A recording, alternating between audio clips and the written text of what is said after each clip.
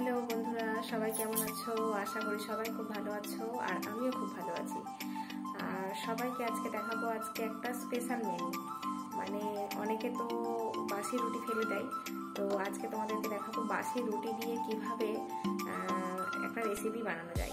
তো তোমরা সবাই চলো দেখে নাও। আজকে বন্ধুরা আমি নিয়ে নিয়েছি দুটো বাসি রুটিকে একটু পিস পিস করে কেটে নেব।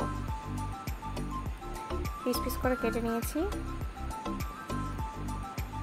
তারপরে দেখো চাটুতে তেল দিয়ে দিয়েছি। তেল দিয়ে রুটিগুলোকে একটু মচমচে করে ভেজে নিয়েছি। দেখে নাও কেমন আওয়াজ হচ্ছে।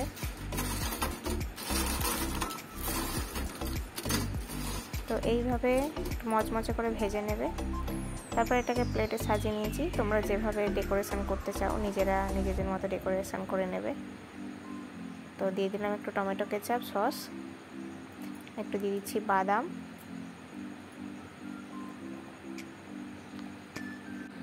টক দই দিয়ে দিলাম। টক দইটাকে তোমরা একটু নুন দিয়ে একটু গুলে নিয়ে তারপরে দিতে পারো।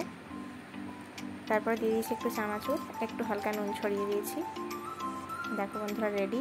দেখো এবার আমি একটু খেয়ে দেখি কেমন হয়েছে।